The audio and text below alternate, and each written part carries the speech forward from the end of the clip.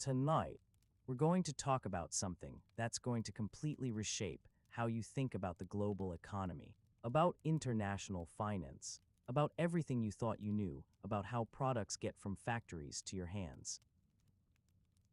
We're going to explore the largest interconnected financial system ever created, a web of trade relationships that binds every economy on Earth together in ways most people never imagine. And I have to warn you right now, by the end of this, you're going to look at every product you own very differently. You're going to understand something that most people, even most business leaders, never fully grasp. Something that makes even massive international corporations look like single threads in a tapestry so complex that no one person can see the whole picture. If you enjoy these deep explorations into finance and the hidden systems that connect the world, consider subscribing or hitting the like button. It really helps the channel grow and allows me to keep making content like this. Let's begin with something familiar. The phone in your pocket. Maybe it's an iPhone. Maybe it's a Samsung Galaxy. Whatever it is, it seems like a simple object. A piece of technology you bought from a store or ordered online. Let's say it cost you $1,000. You handed over your credit card or tapped your phone to pay, and the transaction completed. $1,000 moved from your account to the retailer's account. Simple. But that phone didn't just appear. It has a history, a supply chain, a journey that spanned multiple continents, involved hundreds of companies, and required thousands of financial transactions before it ever reached the store. Let's trace that journey. Your iPhone was assembled in China, probably at a factory run by Foxconn in Shenzhen. But the components came from everywhere. The display was manufactured in South Korea by Samsung or LG. The processor was designed by Apple in California, but fabricated in Taiwan by TSMC. The camera modules came from Japan, made by Sony. The memory chips came from South Korea. The battery came from China, but used lithium mined in Australia. The rare earth elements in the circuitry came from mines in China and the Democratic Republic of Congo. The aluminum case was machined from bauxite ore, probably sourced from Guinea or Australia, refined somewhere else, then shipped to China for fabrication. Each of these components has its own supply chain. The display requires glass from one supplier, touch sensors from another, backlighting from a third. The processor requires silicon wafers, photoresist, specialized gases, each from different suppliers in different countries. A study by the Asian Development Bank estimated that an iPhone contains components from over 200 suppliers across 43 countries. 200 suppliers, 43 countries. And every single handoff, every component moving from one supplier to another, every shipment crossing borders, requires a financial transaction. Foxconn has to pay its component suppliers. Those suppliers have to pay their raw material providers. The mining companies have to pay their equipment suppliers and their workers. The shipping companies have to be paid for transporting everything. But here's the complexity. Foxconn is in China. Samsung Display is in South Korea. TSMC is in Taiwan. Sony is in Japan. These companies don't use the same currency. They don't bank at the same institutions. They're subject to different regulations. How does Foxconn pay Samsung? How does Samsung know it will get paid? How does the money move across borders, across currencies, across banking systems? This is where trade finance comes in.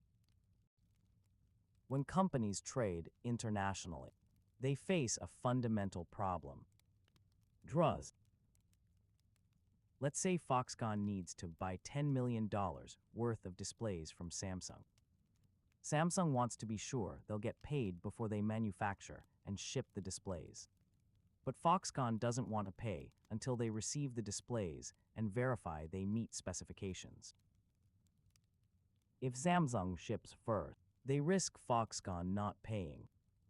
If Foxconn pays first, they risk Samsung not delivering. Neither party can fully trust the other, especially if this is a new relationship. The solution is a letter of credit. A letter of credit is a guarantee from a bank. Here's how it works.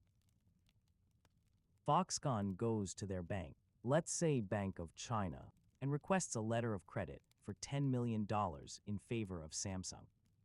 Bank of China evaluates Foxconn's creditworthiness, and if approved, either holds $10 million of Foxconn's money in reserve or extends them credit. Bank of China then issues a letter of credit, a formal document that says, "Wait, Bank of China guarantee payment of $10 million to Samsung, provided they deliver the specified displays and present the required documentation." This letter of credit is transmitted to Samsung's bank, probably a Korean bank like Shinhan Bank. Shinhan Bank confirms the letter of credit, adding their own guarantee.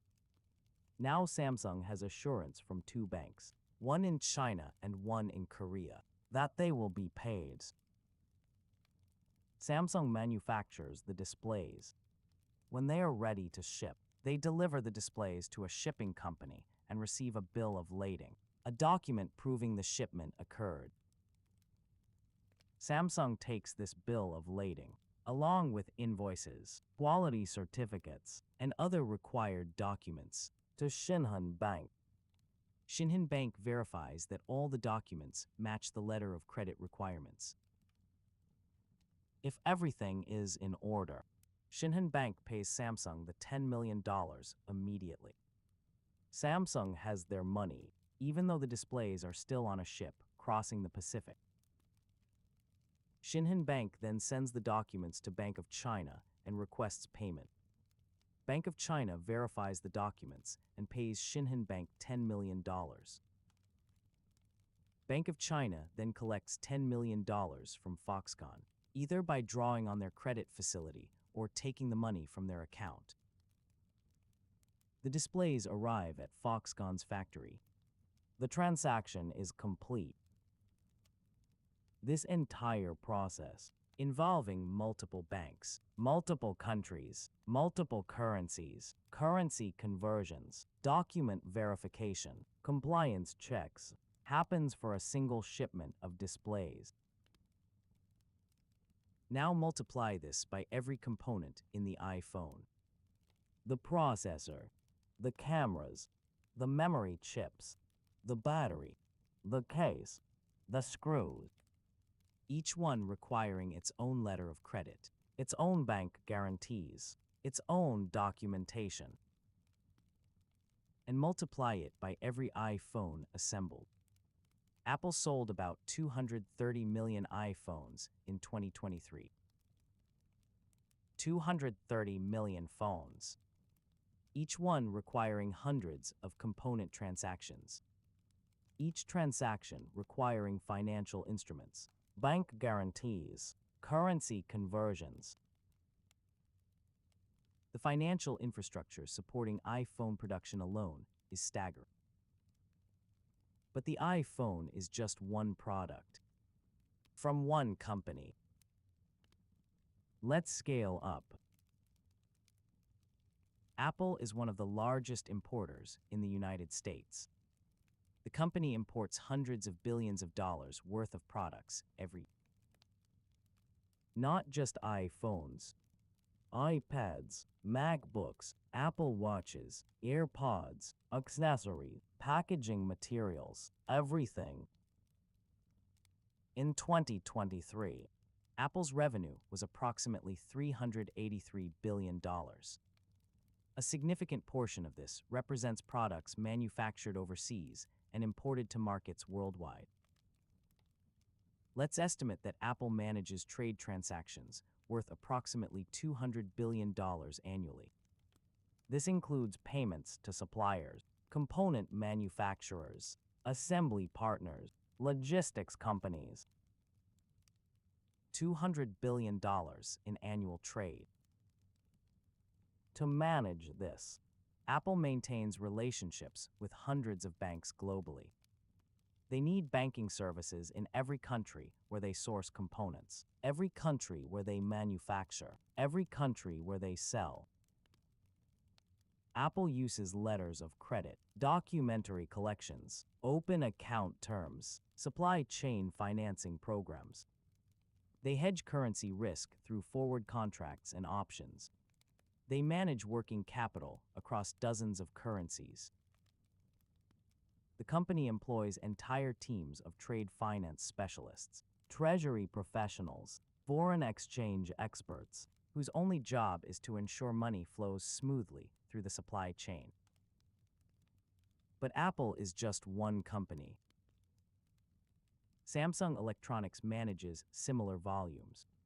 So does Dell, HP, Lenovo, Huawei. Every major electronics manufacturer operates massive global supply chains with comparable financial complexity. And it's not just electronics. Toyota imports and exports hundreds of billions in auto parts and vehicles. Walmart imports hundreds of billions in merchandise from suppliers worldwide. BP and Shell trade trillions in oil and gas globally. The top 100 multinational corporations probably account for several $1 trillion in international trade annually. Each one operating complex webs of suppliers, manufacturers, distributors, all requiring financial infrastructure to support the flow of goods. But even these massive corporations are just nodes in a much larger network. A network that encompasses every country, every industry, every trade relationship on Earth. Let's zoom out to a single country, the United States. The U.S. is the world's largest importer. In 2023, the United States imported approximately $3.8 trillion worth of goods. $3.8 trillion. That's about 13% of U.S. GDP. 13% of the entire American economy is goods produced in other countries. What does America import? The largest category is capital goods. Things like computers, semiconductors, telecommunications equipment, industrial machinery. About $700 billion per year. Consumer goods are next. Clothing, furniture, appliances, toys, electronics. About $750 billion per year. Automobiles and parts. About $400 billion per year. Industrial supplies including crude oil, about $900 billion per year. Food, foods, and beverages, about $200 billion per year. All of this has to be paid for. Every shipment of Chinese electronics requires payment in yuan or dollars. Every barrel of Saudi oil requires settlement.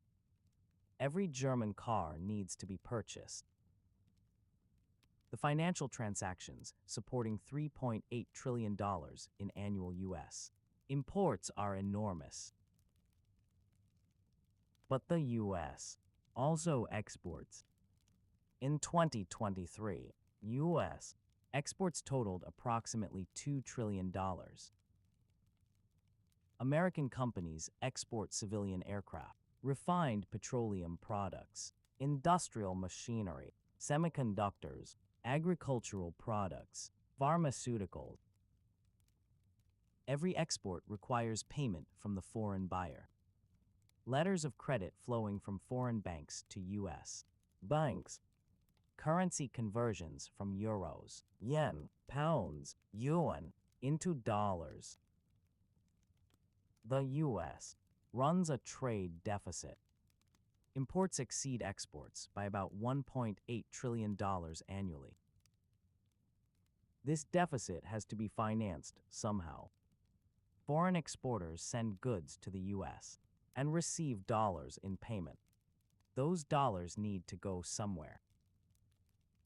Some get converted back to local currencies, but many stay as dollars, held by foreign companies and foreign central banks.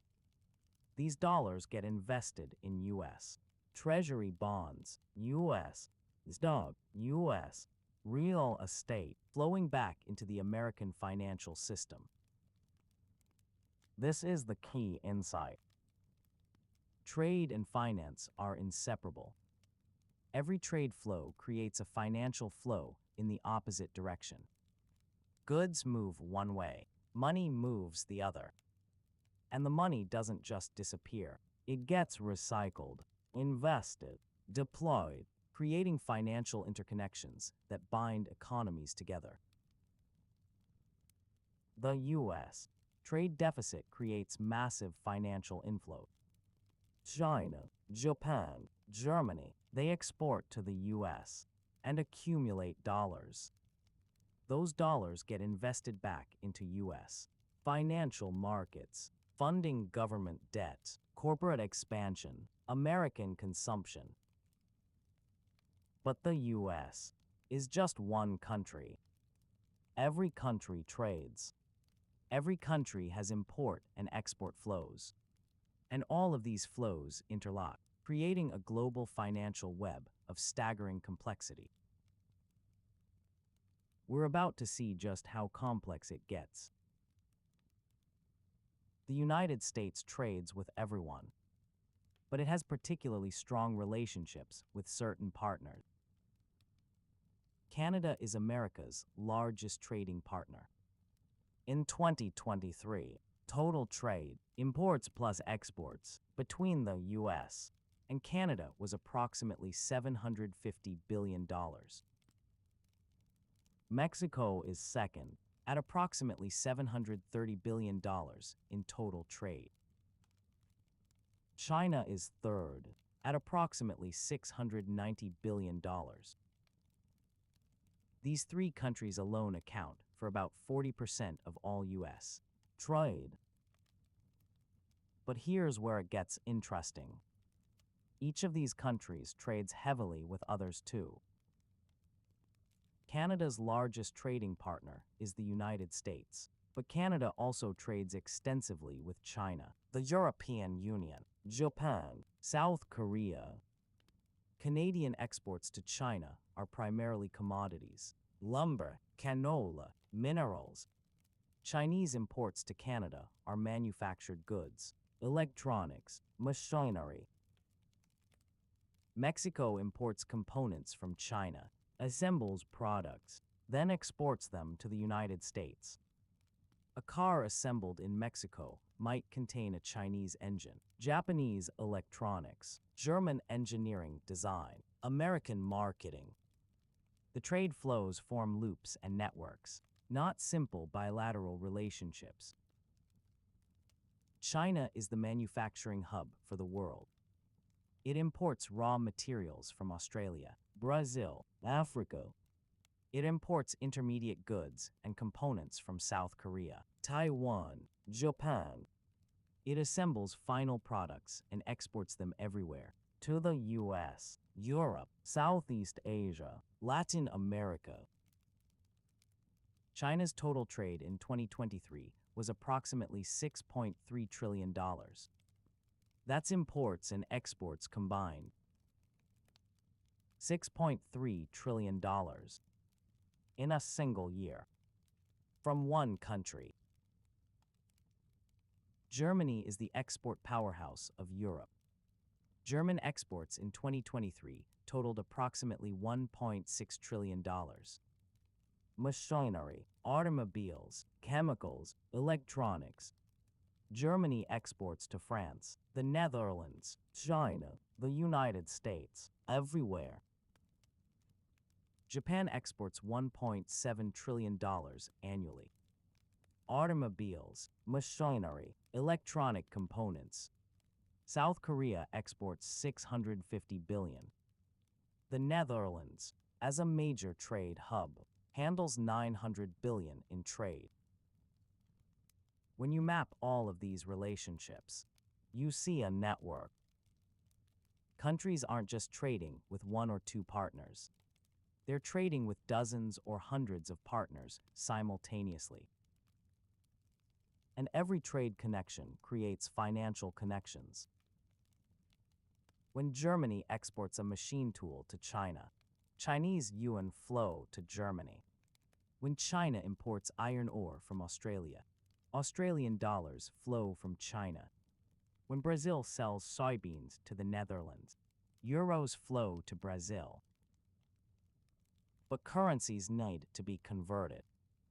The German exporter probably wants euros, not yuan. The Australian mining company wants Australian dollars, not yuan. The Brazilian farmer wants reais, not euros. This creates an enormous currency trading market.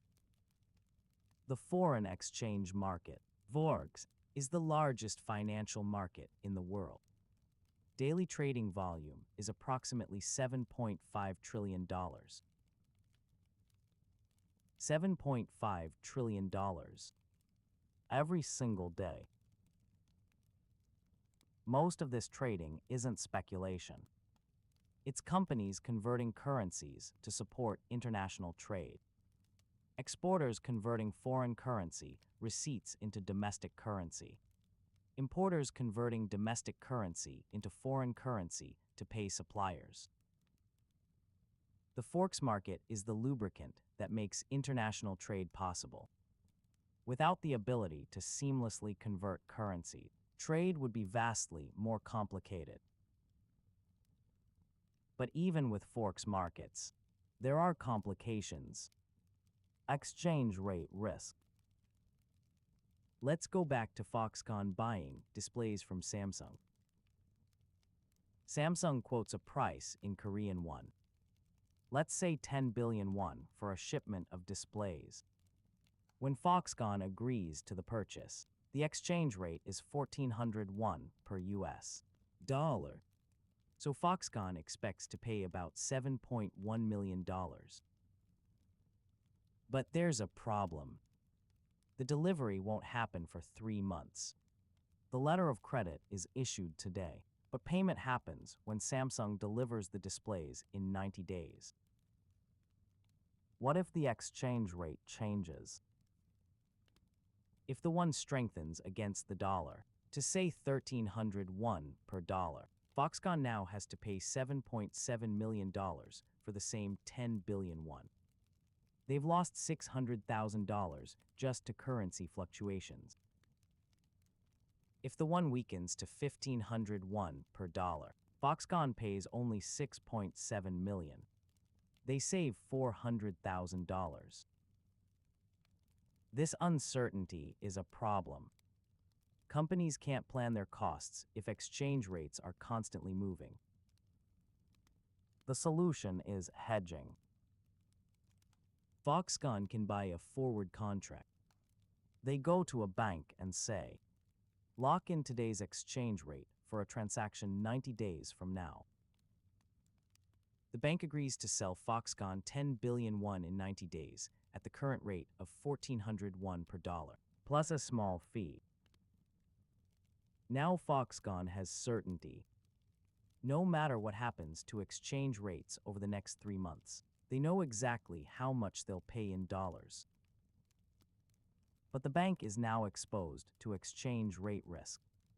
They've promised to deliver 10 billion won in 90 days, but they don't currently hold one. So the bank hedges their position. They might buy one today and hold it. Or they might enter into their own offsetting contracts with other banks or with currency traders. This hedging activity creates a massive derivatives market. Currency forwards, futures, options, swaps. The total notional value of outstanding currency derivatives globally is approximately $100 trillion. $100 trillion in currency derivatives. All of it exists to manage the risk created by international trade and investment. And it's not just companies hedging. Banks hedge. Investors hedge. Central banks intervene in currency markets. Speculators try to profit from exchange rate movements. All of this activity, this enormous market, exists because trade creates currency risk, and currency risk needs to be managed. But we're still just scratching the surface. There's another layer, deeper and more complex, that binds financial systems together through trade. For trade to function at global scale, banks need to trust each other. When Samsung's Korean bank accepts a letter of credit from Foxconn's Chinese bank, they're trusting that the Chinese bank will actually pay.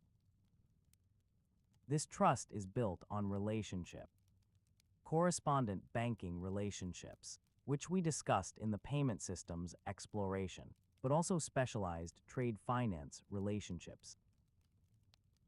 Major international banks maintain entire departments dedicated to trade finance. HSBC, Citibank, Standard Chartered, Deutsche Bank, BNP Paribas, they all have teams of specialists who do nothing but facilitate international trade. These banks offer letters of credit issuance and confirmation, documentary collections, bank guarantees and standby letters of credit, supply chain financing programs, export credit agency financing. They maintain relationships with thousands of banks in hundreds of countries. They know which banks are reliable, which have good credit ratings, which can be trusted to honor their commitments. The total value of trade finance provided by banks globally is estimated at approximately $10 trillion per year. $10 trillion. That's loans, guarantees, letters of credit, all supporting the flow of goods across borders. But even $10 trillion in bank financing isn't enough to support all global trade, because trade has grown faster than bank balance sheets. This has led to a financing gap. The Asian Development Bank estimates that the unmet demand for trade finance, transactions that businesses want to do but can't get financing for, is approximately $1.7 trillion annually. $1.7 trillion in trade that doesn't happen because financing isn't available. This gap is largest in developing countries, where banks are smaller, less capitalized, more risk-averse. A small exporter in Vietnam might not be able to get a letter of credit from their local bank. A manufacturer in Nigeria might not have access to supply chain financing. This limits their ability to participate in global trade, which limits economic growth, which perpetuates poverty. The trade finance system, for all its sophistication, is still incomplete. It works well for large corporations in developed countries. It works less well for small businesses in emerging markets. But when it works, when financing is available and relationships are solid, it enables extraordinary things. Let's add it all up. According to the World Trade Organization, total global merchandise trade, goods physically crossing borders, was approximately $25 trillion in 2023. $25 trillion. This is exports measured at their departure point. If we counted both imports and exports, we'd be double counting, so we measure one direction only. $25 trillion in goods. electronics, automobiles, machinery, oil, minerals, food, clothing, furniture, everything. But that's just merchandise trade. There's also services trade. International services trade includes transportation services, shipping goods across oceans, financial services, banking and insurance, professional services, consulting and legal work, tourism and travel, telecommunications and data services, intellectual property licensing. Total global services trade in 2023 was approximately $7 trillion. Combined, merchandise and services trade totals about $32 trillion. $32 trillion. That's about 30% of global GDP. Nearly a third of all economic activity involves goods or services crossing international borders. If you tried to count to 32 trillion, counting one number per second without stopping, it would take you approximately 1 million years. Modern humans have only existed for 300,000 years. You'd have to start counting before humans existed, and you'd still be counting today. But even this massive number understates the financial complexity. Because every dollar of trade creates multiple financial transactions. A shipment worth $1 million might require a letter of credit for $1 million, currency hedging contracts for $1 million, insurance policies covering the value, shipping and logistics payments, customs and duties payments, storage and warehousing fees. The financial transactions supporting 1 million in trade might total $3 to $5 million. If we apply this multiplier to the 32 trillion in global trade, the total financial flows supporting trade could be approaching $100 trillion annually. $100 trillion.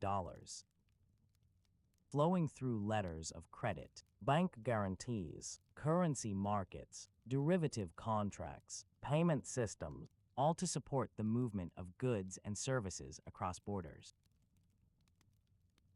This is larger than global stock market capitalization. It's larger than total global debt securities. Trade-related financial flows are among the largest in the world economy. And all of it is interconnected.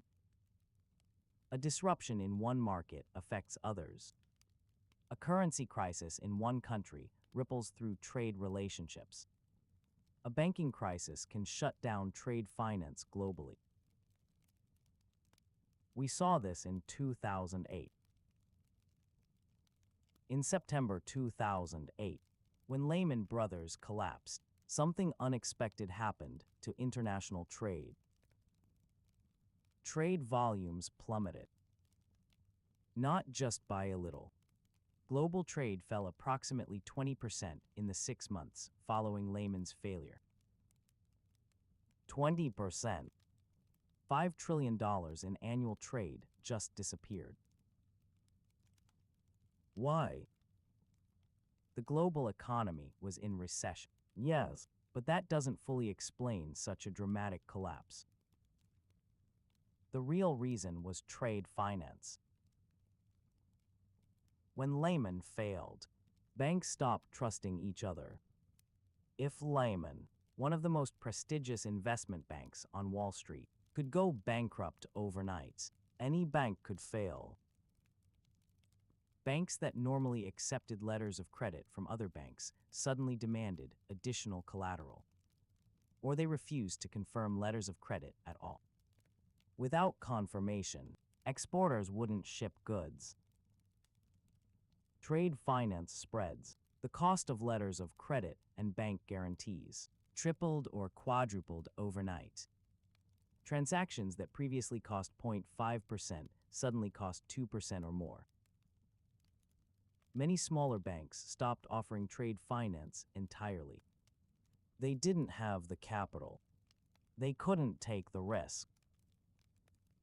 The machinery of trade seized up. Ships sat in ports unable to unload because letters of credit couldn't be confirmed. Factories stopped ordering components because they couldn't get financing. Supply chains, built over decades to maximize efficiency, broke down in weeks. The International Chamber of Commerce estimated that trade finance availability fell by approximately 30 to 40% in late 2008. 30 to 40% less financing available, which meant 30 to 40% less trade could occur, regardless of whether buyers wanted to buy or sellers wanted to sell. Governments and central banks had to intervene. The Federal Reserve created special lending facilities specifically to support trade finance. The European Central Bank did the same. Export credit agencies ramped up their guarantees. These interventions eventually stabilized trade finance markets. By mid-2009, trade volumes began recovering. But the lesson was clear. Trade doesn't just depend on supply and demand. It depends on financial infrastructure. When that infrastructure breaks, trade stops, regardless of economic fundamentals. This interconnection runs both ways. Financial systems depend on trade, and trade depends on financial systems. You can't have one without the other. Beneath manufactured goods, beneath iPhones and cars and machinery, there's another layer of trade. Commodities. Oil, natural gas, coal, iron ore, copper, aluminum, wheat, corn, soybeans, coffee, sugar, cotton. These raw materials form the foundation of the global economy. Everything else is built on top of them. And commodity trade creates its own unique financial complexity. Let's start with oil. Crude oil is the most traded commodity by value. Global oil trade in 2023 was approximately $2 trillion. $2 trillion just for crude oil. Here's how oil trading works. Saudi Arabia pumps oil from the ground. The oil is loaded onto tankers, each one carrying perhaps 2 million barrels. At $80 per barrel, each tanker carries $160 million worth of oil. Who owns the oil? Sometimes it's Saudi Aramco, the Saudi state oil company. Sometimes it's been pre-sold to a trading company like Vitol or Trafigura. Sometimes it's sold to a refinery like ExxonMobil. The tanker takes about 40 days to sail from the Persian Gulf to the United States. During that voyage, the oil might change hands multiple times. A trading company might buy the cargo in the Gulf, then sell it mid-voyage to another trader, who sells it to a refinery before the ship arrives. The physical oil moves once, but ownership changes 3 or 4 times. Each ownership change requires a financial transaction. Letters of credit, wire transfers, escrow arrangements. The banks facilitating these transactions need to verify ownership, ensure payment, manage the documentary requirements. But it gets more complex. The oil is priced in dollars, but the buyers and sellers might use different currencies. A Japanese refinery buying oil pays in yen, which gets converted to dollars, which might get converted to Saudi riyals when Saudi Aramco receives payment. And the price isn't fixed. Oil prices fluctuate constantly. The oil might be worth $80 per barrel when the tanker leaves Saudi Arabia, but $75 when it arrives in Houston. Who bears that risk? This is managed through derivatives. Oil futures, forwards, swaps. The trading companies hedge their price risk. The refineries hedge their input costs. The producers hedge their revenue. The total notional value of oil derivatives outstanding globally is approximately $15 trillion. $15 trillion in derivatives for a $2 trillion physical market. The derivatives market is 7.5 times larger than the actual oil trade. This pattern repeats across commodities. Metals have massive derivatives markets. Agricultural commodities have futures and options traded on exchanges worldwide. Natural gas derivatives exceed the physical gas market by even larger multiples. The total notional value of all commodity derivatives globally is approximately $50 trillion. $50 trillion. All of it existing to manage the risks created by physical commodity trade. And commodity prices affect everything else in the economy. When oil prices spike, transportation costs rise. When metal prices surge, manufacturing costs increase. When agricultural prices jump, food becomes more expensive. These price movements ripple through supply chains, affecting the cost of everything from iPhones to bread. The commodity markets, the physical trade, and the derivatives form a foundation layer that supports all other trade. Without commodities, nothing else can be produced. Here's a fact that surprises most people. Approximately 90% of international trade is invoiced in just 3 currencies: the US dollar, the euro, and to a much lesser extent, the Chinese yuan. The dollar alone accounts for about 60% of trade invoicing. 60%, even when the trade doesn't involve the United States at all. A German company selling machinery to a Chinese company will often invoice in dollars. A Brazilian company selling soybeans to Vietnam will invoice in dollars. An Australian mining company selling iron ore to South Korea will invoice in dollars. Why? Several reasons. First, liquidity. The dollar is the most liquid currency in the world. You can convert dollars to any other currency instantly at tight spreads. Less liquid currencies have wider spreads, higher transaction costs. Second, pricing standard. Many commodities are priced in dollars by convention. Oil is priced in dollars per barrel. Gold is priced in dollars per ounce. If you're trading oil, it's easier to invoice in the same currency as the market price. Third, hedging. The derivatives markets for managing currency and commodity risk are deepest in dollars. More counterparties, more instruments, better pricing. Fourth, trust. The dollar is backed by the U.S. government, the Federal Reserve, the largest economy in the world. Most people trust that dollars will be worth something tomorrow. This dollar dominance creates a remarkable situation. The entire world needs dollars to trade. Chinese exporters need dollars to invoice their sales. European importers need dollars to buy commodities. African countries need dollar reserves to pay for imports. This constant global demand for dollars has profound implications. It allows the United States to run persistent trade deficits. Foreign exporters send goods to the U.S. and receive dollars. They are happy to hold those dollars because they need them for other transactions. The dollars get recycled into U.S.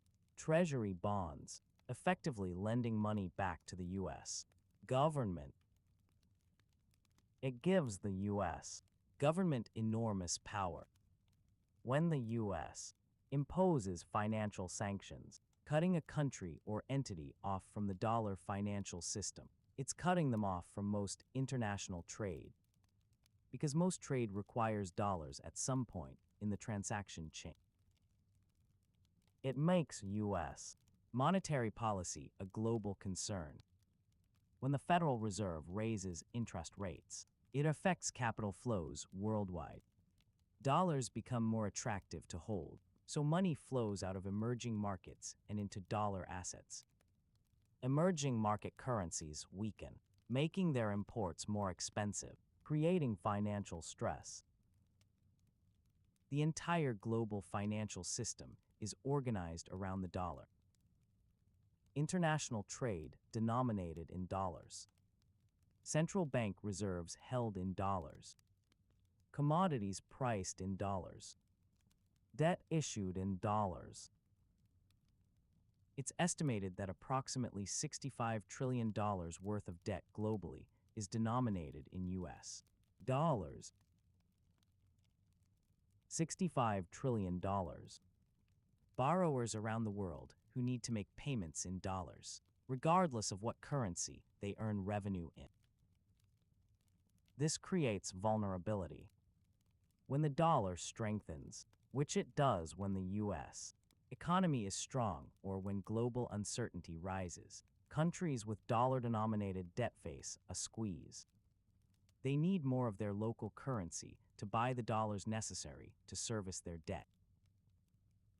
We saw this in the Asian financial crisis of 1997. Countries like Thailand, Indonesia, South Korea, they had borrowed heavily in dollars. When their currencies collapsed, the dollar value of their debt ballooned.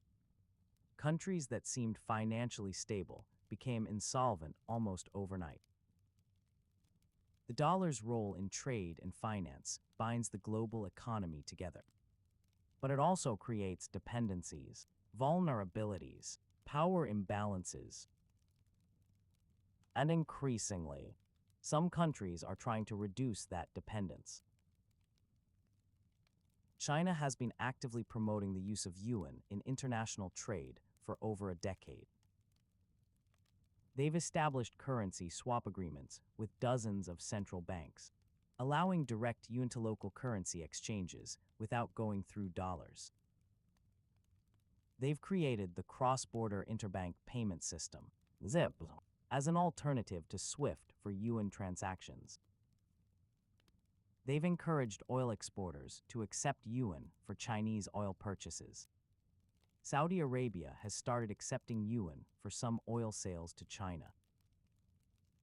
The yuan's share of international trade invoicing has grown from about 2% in 2010 to about 5% today.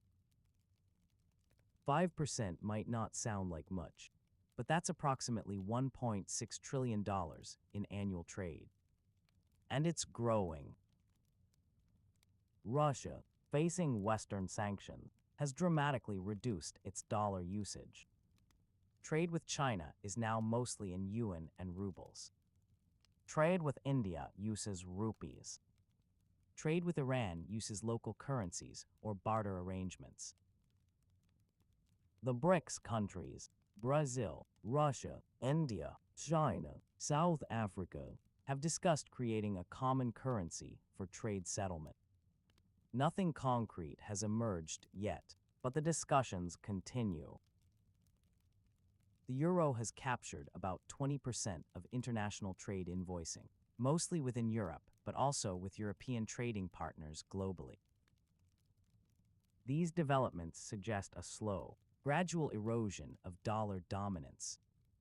Not a collapse, not a sudden shift, but a multi-decade process where the dollar's share might decline from 60% to 40 or 50%. This would fundamentally change global finance. A multipolar currency system would be more complex, with more currency conversions, more hedging requirements, potentially higher transaction costs. But it would also be more resilient, less dependent on a single country's policies, less vulnerable to sanctions from one government. The future of trade finance might involve multiple reserve currencies, multiple payment systems, more regional trading blocs using their own currencies. But getting there requires overcoming enormous coordination challenges. The dollar system exists because everyone uses it. Moving to an alternative requires everyone to move together, or at least a critical mass. That's very difficult to coordinate. For now, the dollar remains dominant. And that dominance means U.S. financial policy affects trade worldwide. Traditional trade finance, letters of credit and bank guarantees, works well for simple transactions.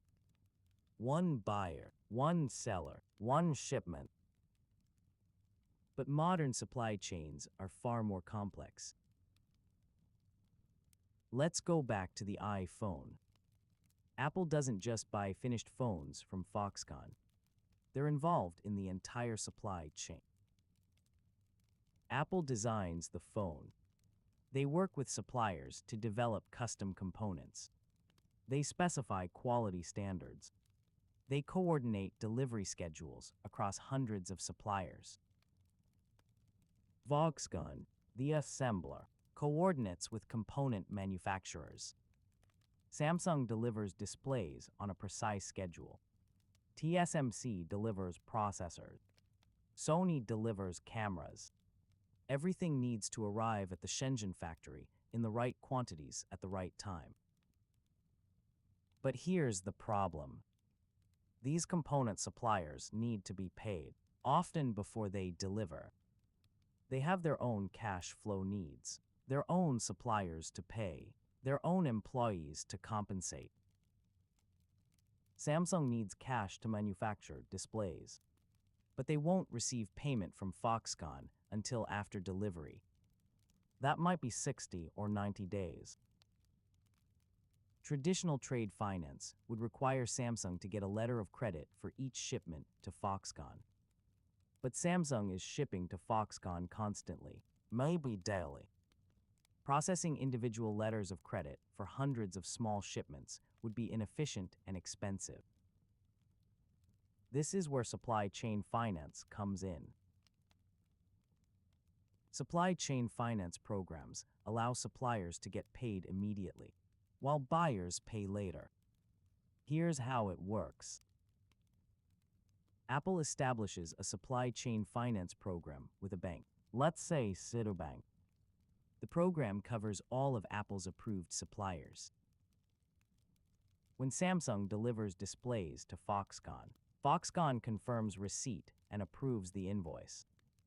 Samsung can then sell that invoice to Citibank at a small discount. Citibank pays Samsung immediately, maybe 97% of the invoice value. Apple pays the full 100% to Citibank after 60 or 90 days. Citibank keeps the 3% spread as their fee for providing immediate payment to Samsung. This solves multiple problems. Samsung gets cash immediately, improving their working capital. Apple gets extended payment terms, improving their cash flow. The bank earns fees with relatively low risk because Apple is highly creditworthy. Major corporations like Apple, Walmart, Nestle, Procter & Gamble, they all operate supply chain finance programs. These programs might provide hundreds of billions of dollars in working capital to their supplier networks annually. Globally, supply chain finance is estimated to provide approximately $2 trillion in annual financing. $2 trillion. That's funding flowing to suppliers, enabling them to produce goods, maintain inventory, invest in capacity, all while the ultimate buyer pays later. This is a relatively new development in trade finance. 20 years ago, these programs were rare. Today, they are standard practice for major multinational corporations. They represent an evolution, an adaptation to the complexity of modern supply chains, and they create even tighter financial integration between companies and their suppliers. Trade doesn't just create payment flows, it creates investment flows.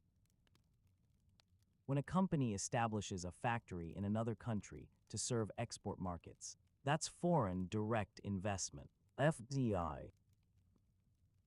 Global FDI flows are approximately $1.5 trillion per year. $1.5 trillion. Companies building factories, acquiring businesses, establishing operations in foreign countries. Much of this FDI is driven by trade. Japanese automakers built factories in the United States to serve the American market. German chemical companies built facilities in China to supply Chinese manufacturers. American technology companies established operations in Ireland for tax reasons and European market access. These investments create financial flows in both directions. The initial investment flows out from the home country to the host country. Then profits flow back as dividends and repatriated earnings.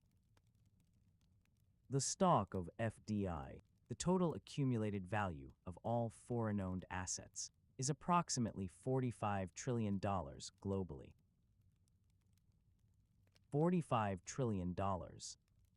That's factories, equipment, intellectual property, brands owned by foreign entities. American companies own approximately $9 trillion in foreign assets. European companies own approximately 15 trillion. Asian companies own approximately 10 trillion. This cross-ownership creates complex financial relationships. A German car sold in America might be manufactured in South Carolina by a German-owned subsidiary. The profits go to German shareholders, but the workers are American. The suppliers might be American or foreign-owned. Trade and investment become inseparable. You can't understand one without understanding the other. And both create dependencies. When a country hosts large amounts of foreign investment, it becomes dependent on continued inflows to maintain employment and economic growth. When a country's companies own large foreign assets, they're exposed to risks in those foreign markets. The interconnections multiply. Trade is increasingly digital. Not just digital payments, though those are important. Digital services are becoming a larger share of trade. Software, streaming media, cloud computing, data services, these cross borders instantly without physical shipment. Global digital services trade is estimated at approximately $4 trillion annually. $4 trillion. Growing faster than merchandise trade. When you stream a movie on Netflix, that's technically an import of services. When a company uses Amazon Web Services hosted in Ireland, that's cross-border trade. When a business pays for Salesforce or Microsoft Office subscription, those payments cross borders. The financial infrastructure for digital services trade is different from merchandise trade. No letters of credit needed. No bills of lading. Just subscription payment, usage fees, licensing arrangements. But it still creates financial interconnections. U.S. tech companies earn hundreds of billions from foreign customers. Those earnings create tax obligations in multiple jurisdictions. Currency conversions still happen. Transfer pricing becomes complex when digital services are delivered through multiple subsidiaries. And data itself has become a trade issue. Countries are implementing data localization requirements, demanding that data about their citizens be stored locally. This creates barriers to digital trade, forcing companies to build local infrastructure, fragmenting what was previously a seamless global market. The European Union's GDPR, China's data security laws, India's data protection regulations, they're all creating a more complex landscape for digital trade. This matters because digital services are becoming the fastest growing component of trade, and the financial infrastructure to support it is still evolving. There's a technology that could fundamentally change trade finance. Blockchain. Remember all those documents required for trade. Bills of lading, letters of credit, customs forms, certificates of origin, quality certifications. All of this paperwork creates delays, errors, opportunities for fraud. A single container shipment might require 30 different documents from 20 different parties. And all of this is still mostly paper-based, or at best, PDFs emailed between parties. Blockchain offers the potential to digitize the entire trade documentation process.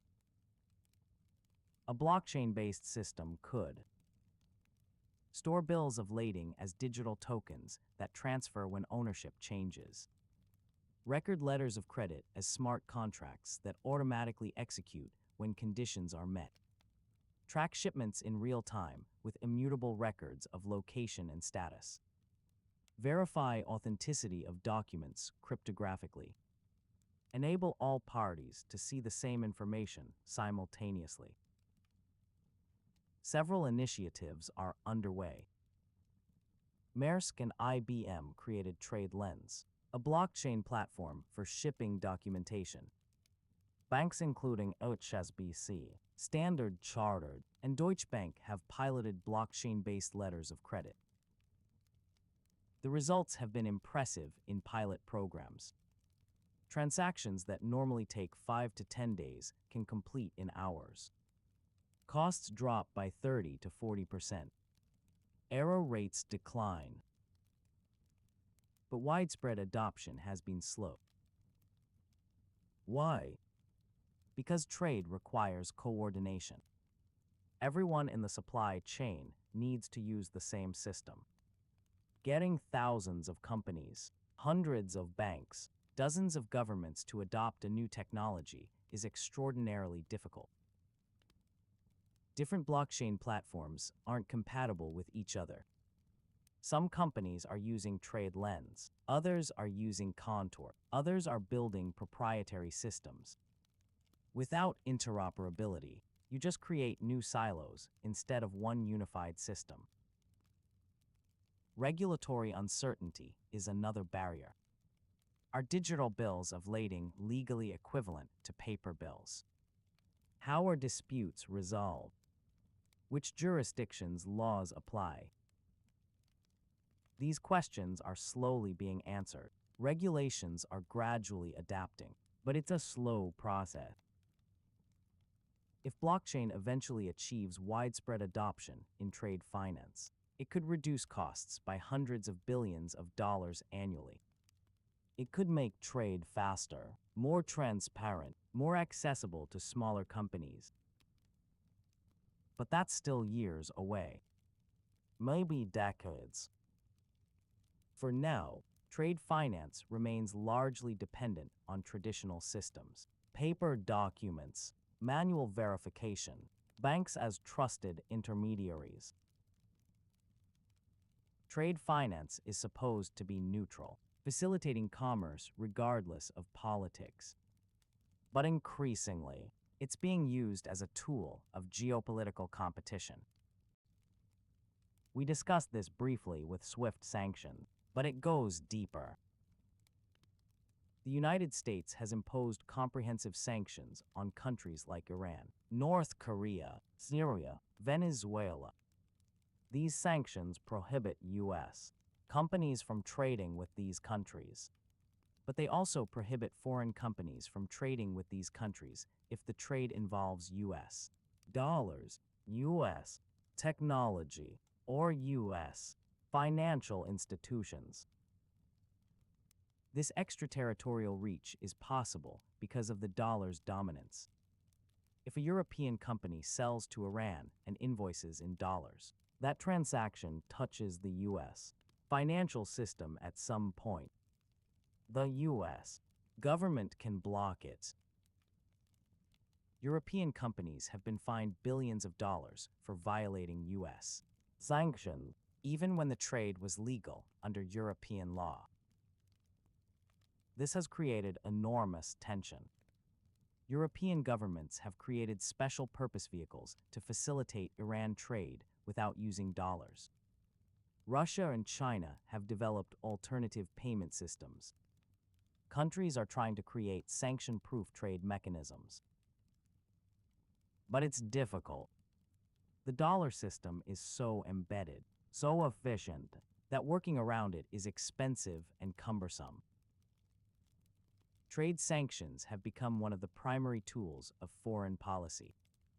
Instead of military action, countries impose trade restrictions, financial sanctions, technology export controls. These tools can be devastatingly effective. Iran's oil exports dropped by about 80% when comprehensive sanctions were imposed. The Iranian economy contracted. Currency collapsed. Inflation soared.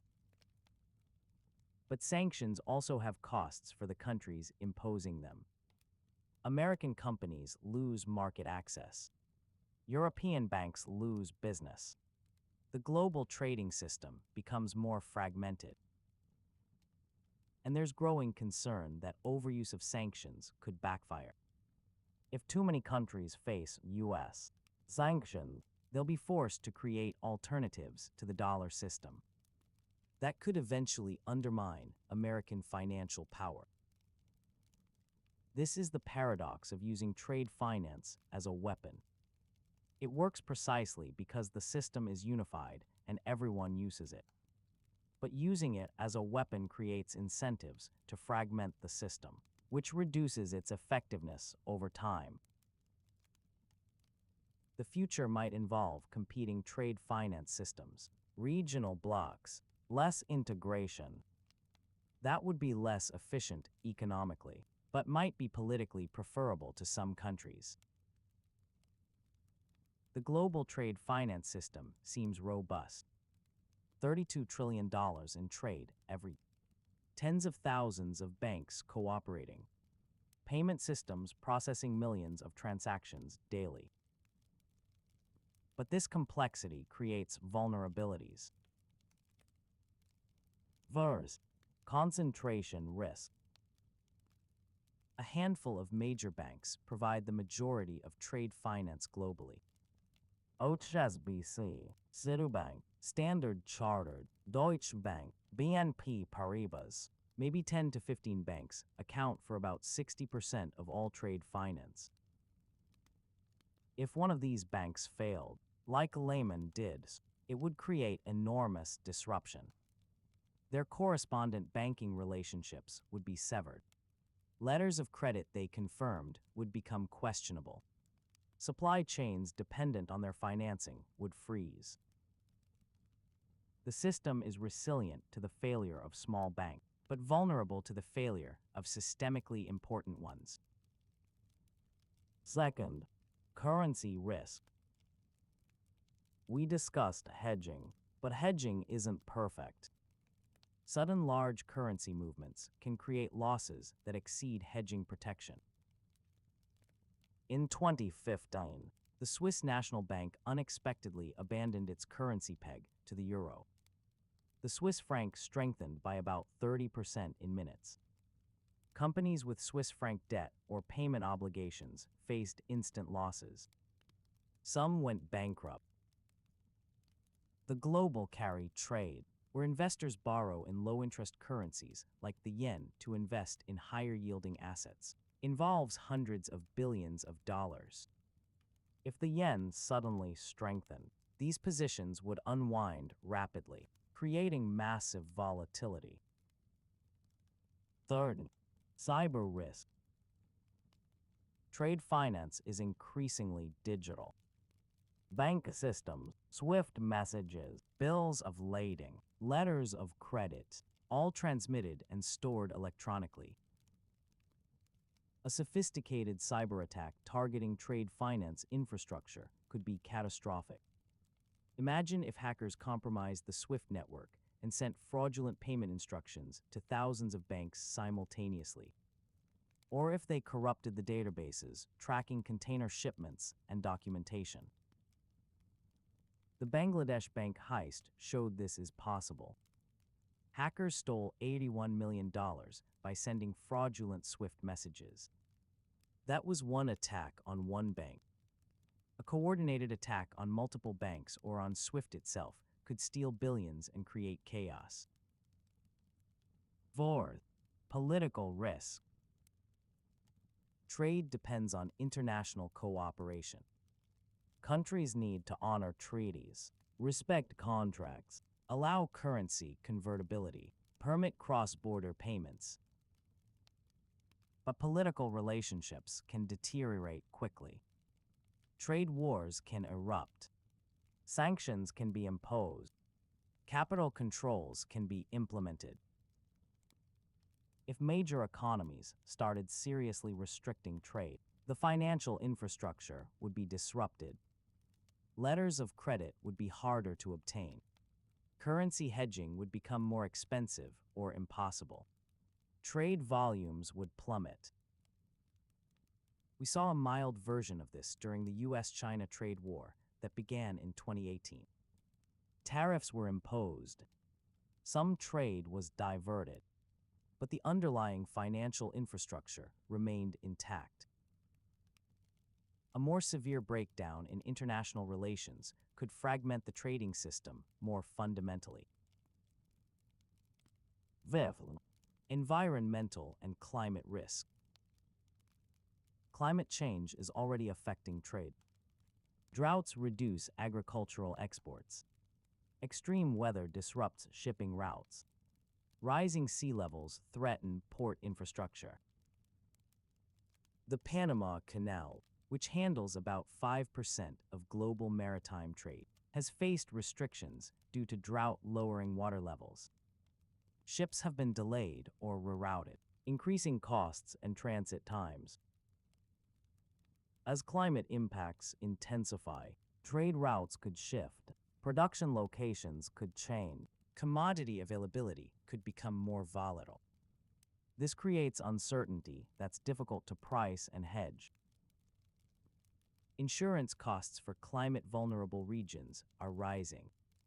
Some areas might become uninsurable, making trade finance impossible there. These risks aren't independent. They can cascade. A cyber attack during a currency crisis during a political conflict could create a perfect storm that overwhelms the system's resilience mechanisms. The global trade finance system works well for developed countries and large corporations. It works less well for developing countries and small businesses. The trade finance gap, about $1.7 trillion annually, is concentrated in developing countries. A small exporter in Bangladesh wants to sell garments to Europe. They need a letter of credit to assure the European buyer that goods will be delivered.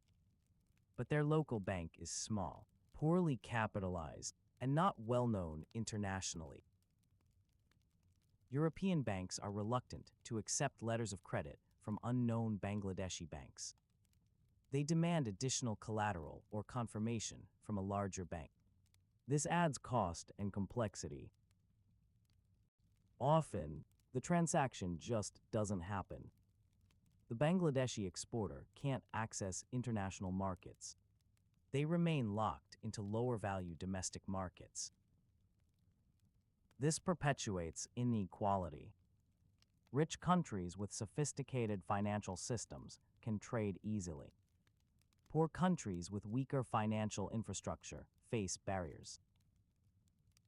Some initiatives are trying to address this. The World Bank and regional development banks provide guarantees to support trade from developing countries.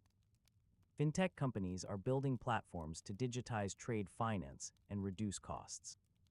Some blockchain initiatives specifically target trade finance for small businesses. But progress is slow. The fundamental problem is trust and risk.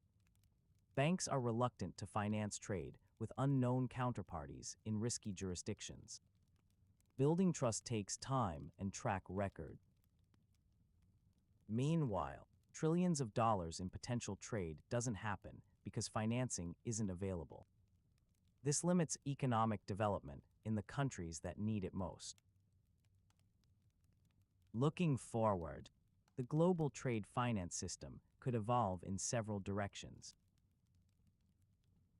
Path 1. Deeper integration. In this scenario, technology and regulation combine to make trade finance even more seamless. Blockchain platforms achieve widespread adoption. Digital documentation becomes standard. Real-time trade finance becomes possible. Central bank digital currencies facilitate cross-border payments. Currency conversions happen instantly at minimal cost. Small businesses can access trade finance as easily as large corporations. Trade volumes grow. The trade finance gap closes. Global economic integration deepens. This is the optimistic path. It requires international cooperation, regulatory harmonization, and successful technology implementation. Path 2. Fragmentation. In this scenario, geopolitical tensions lead to competing trade blocs. The dollar's dominance erodes as countries develop alternatives. Regional trading systems emerge with their own currencies, payment networks, and financial infrastructure. Trade within blocs is efficient. Trade between blocs is slower and more expensive. The US, Europe, and allies form one bloc. China, Russia, and aligned countries form another. Other countries try to navigate between them or form their own arrangements. Total trade volumes are lower than they would be under integration.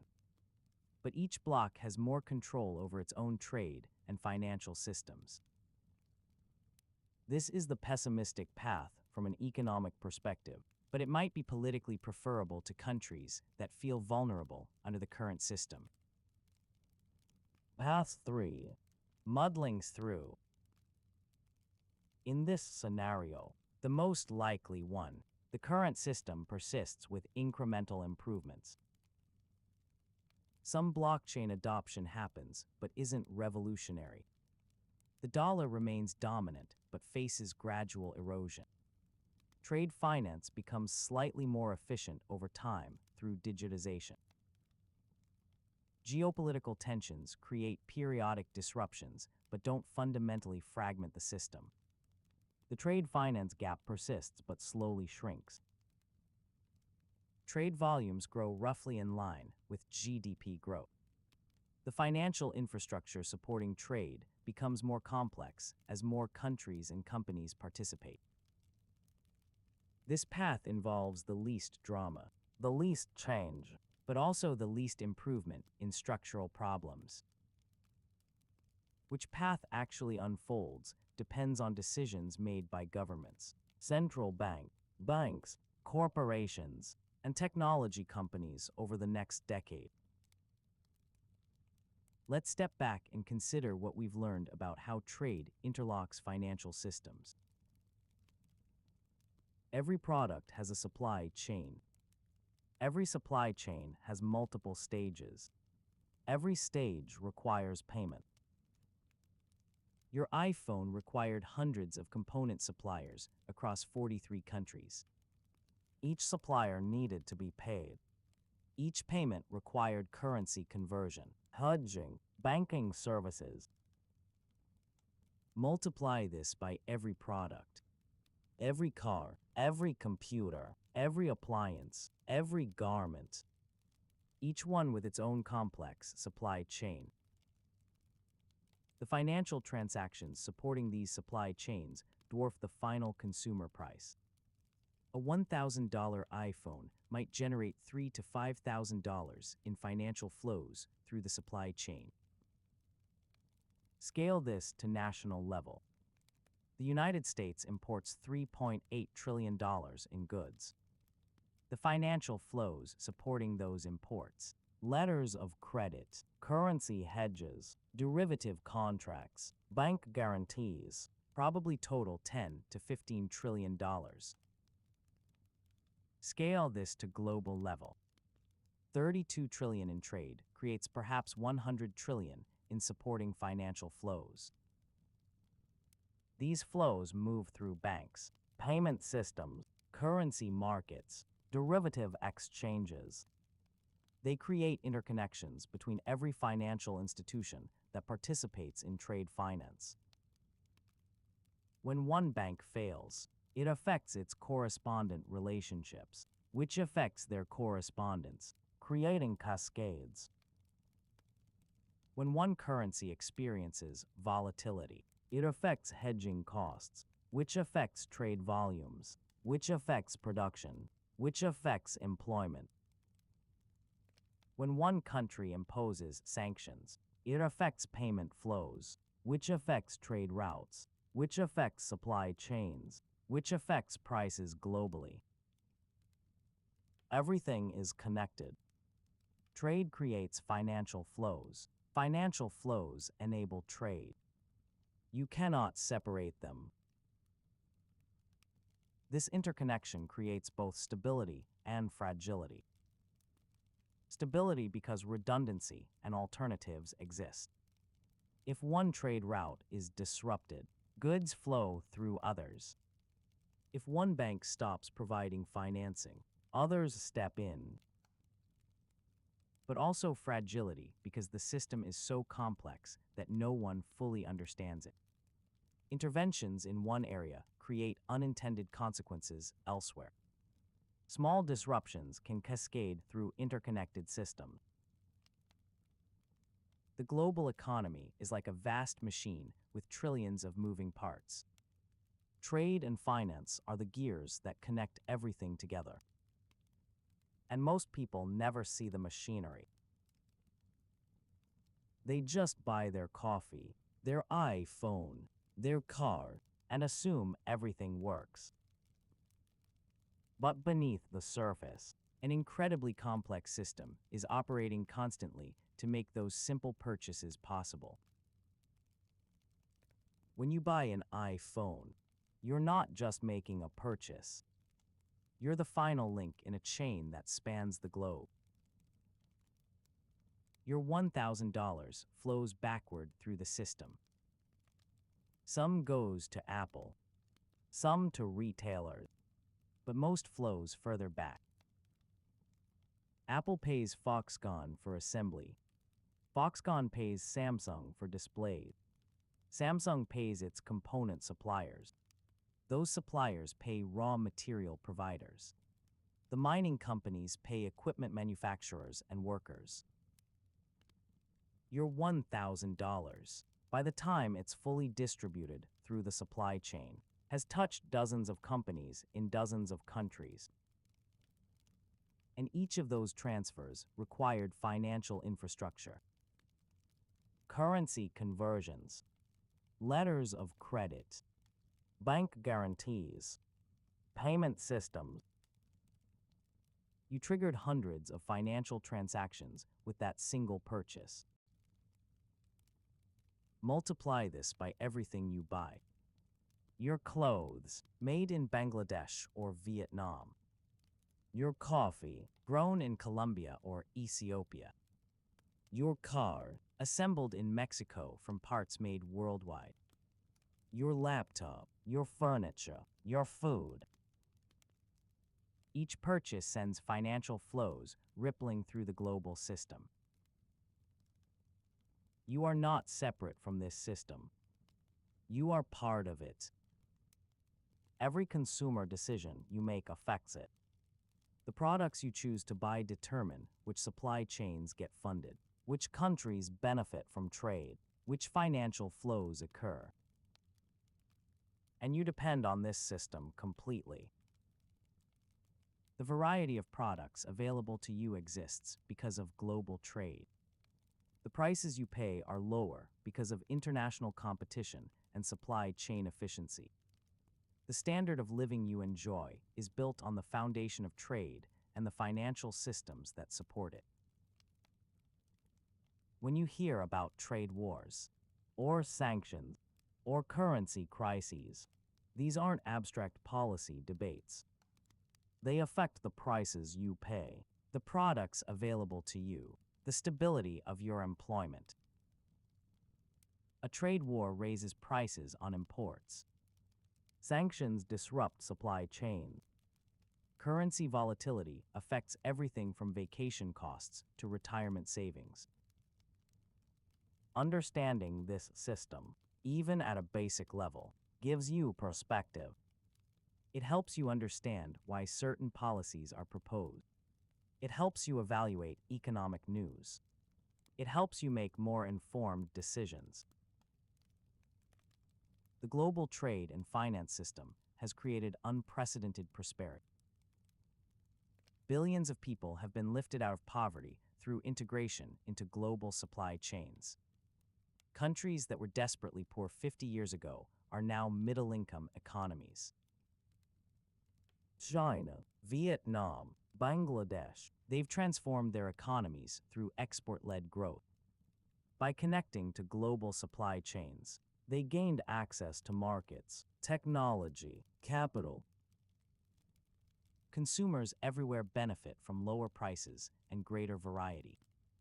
The cost of electronics, clothing, appliances has declined dramatically in real terms over the past 30 years. That's largely due to global supply chains finding the most efficient production locations. Companies benefit from access to global markets and specialized suppliers.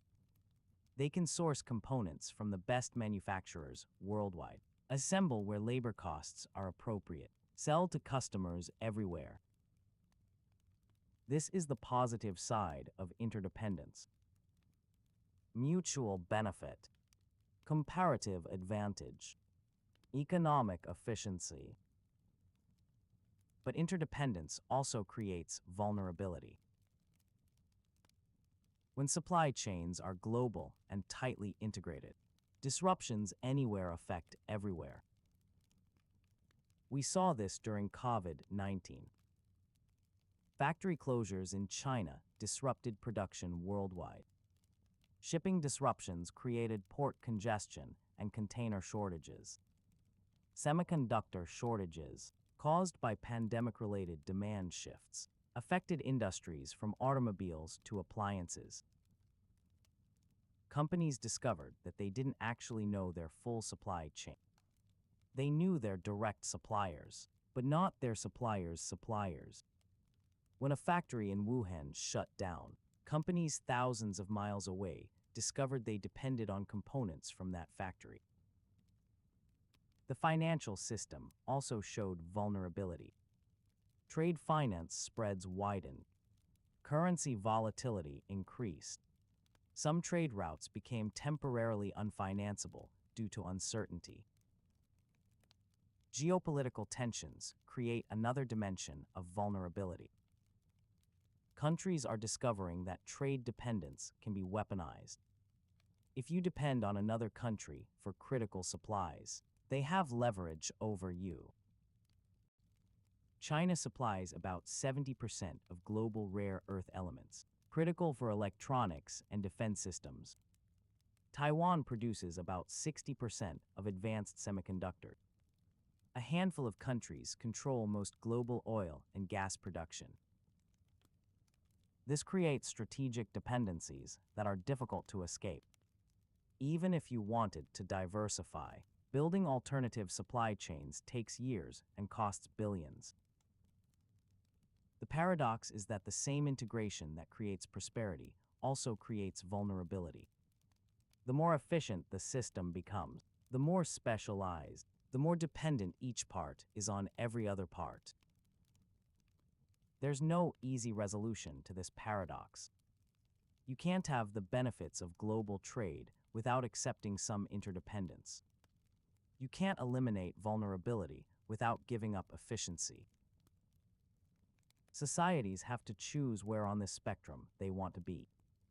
More integration and efficiency, but more vulnerability. Or more self-sufficiency and resilience, but higher costs. Different countries are making different choices. The United States is trying to reshore critical manufacturing. Europe is pursuing strategic autonomy. China is developing dual circulation to reduce foreign dependence.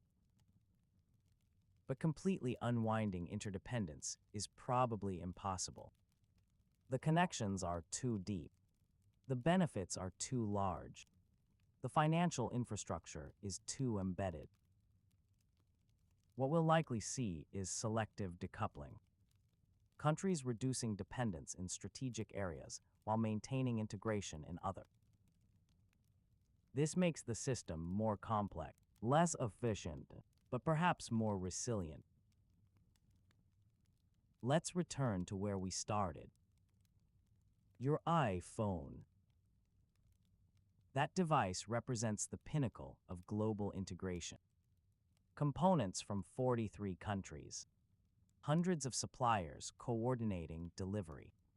Billions of dollars in financial transactions enabling the supply chain.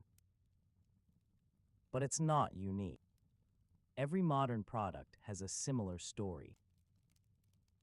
Your car has parts from dozens of countries. Your clothes were probably made in multiple locations, with cotton from one country, fabric from another, assembly in a third, final finishing in a fourth. Even food, which seems local, is globally sourced. Coffee from Colombia, bananas from Ecuador, chocolate from West Africa, wine from Chile, seafood from Thailand. All of this is made possible by the invisible infrastructure of trade finance. Letters of credit guaranteeing payment. Banks facilitating currency conversions. Derivative markets managing risk. Payment systems moving money across borders. Ships and planes and trucks moving goods. The financial infrastructure costs hundreds of billions of dollars annually to operate. Fees and spreads and transaction costs that get embedded in every product price. But these costs are invisible to most people. You don't see the letter of credit cost when you buy coffee. You don't see the currency hedging cost when you buy electronics. You don't see the trade finance fees when you buy clothes. It's all hidden in the price, a few percent here and there, accumulated across the supply chain. The total value of these hidden costs, globally, is probably several $100 billion per year. It's the price of having a global trading system. And most people would say it's worth it. The benefits of trade, lower prices, greater variety, higher quality, far exceed the costs of the financial infrastructure needed to support it. But the costs exist, and they fall unevenly. Large corporations with sophisticated treasury operations can manage trade finance efficiently. Small businesses in developing countries face much higher costs relative to transaction size. This inequality in access to trade finance perpetuates broader economic inequality. Rich countries and large companies benefit most from the current system. Poor countries and small businesses struggle to participate fully. Addressing this would require reforms. Reducing trade finance costs through technology. Improving access for small businesses through guarantee programs. Building financial infrastructure in developing countries. harmonizing regulations to reduce compliance costs. Some of this is happening, but progress is slow. The system evolved over decades to serve the needs of large institutions. Reshaping it to be more inclusive requires overcoming enormous inertia. We've journeyed from a single iPhone to the global financial architecture that makes trade possible. From $1,000 to $32 trillion in annual trade. From 200 suppliers to hundreds of thousands of companies worldwide. From a simple purchase to a web of financial interconnections spanning every country on Earth. The scale is staggering. $32 trillion in trade, supported by perhaps $100 trillion in financial flows. Letters of credit worth $10 trillion.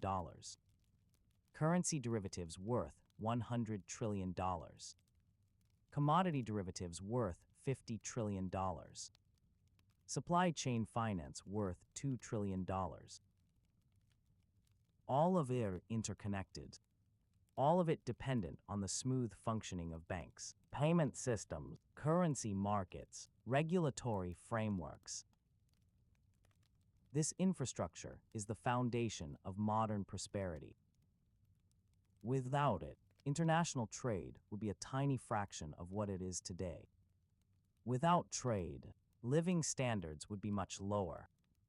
The variety and quality of products available to consumers would be vastly diminished.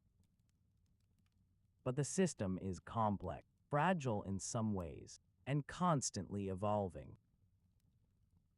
New technologies like blockchain could transform trade finance. Geopolitical tensions could fragment the system. Climate change could reshape trade routes and supply chains. Currency dynamics could shift as the dollar's dominance slowly erodes. The next few decades will determine whether the system becomes more integrated or more fragmented, more efficient or more resilient, more inclusive or more concentrated. These aren't just technical questions. They're fundamentally about what kind of world economy we want. One that maximizes efficiency and economic growth, or one that prioritizes resilience and security. One that's fully globalized, or one that's organized into regional blocks. There's no objectively correct answer. Different societies, different countries will make different choices based on their values and circumstances. But whatever choices are made, the fundamental reality remains. Trade and finance are inseparable. They interlock in ways that create both opportunity and risk. They bind the world together in ways that are mostly invisible but absolutely essential. The next time you buy something, anything, think about the journey it took to reach you. The suppliers who made components, the factories that assembled it, the ships that transported it, the banks that financed each step, the currency markets that facilitated payments, the payment systems that moved money across borders. Think about the hundreds or thousands of financial transactions that occurred to make that single purchase possible. You are connected to all of it. Your purchase decisions affect supply chains worldwide. The stability of the trade finance system affects your daily life, even if you never think about it. We live in an interconnected world. Trade has woven the global economy into a single fabric, with financial systems serving as the threads that hold everything together. It's invisible. It's complex. It's fragile. It's powerful. And now you understand how it works. Thank you for taking this journey with me. If you found this exploration valuable, please consider liking and subscribing. It really helps the channel grow and allows me to keep making content like this. And remember, every product you own, every purchase you make, is connected to a vast global system of trade and finance. A system moving $32 trillion in goods and perhaps 100 trillion in financial flows every single year. You're not just a consumer. You're a participant in the largest, most complex, most interconnected economic system ever created. Small in the grand scheme of things, but infinitely connected to everything else. Sleep well, knowing that while you rest, ships are crossing oceans, planes are moving cargo, banks are processing letters of credit, currency markets are trading trillions, all to keep the global economy functioning. The machinery never stops. The financial flows never cease. The invisible infrastructure just keeps running, connecting every economy, enabling every trade, making modern life possible. And you now see what almost everyone else misses. The hidden architecture, the financial web, the way trade interlocks financial systems worldwide into a single, integrated, impossibly complex machine. That's the truth behind your iPhone, behind your coffee, behind everything.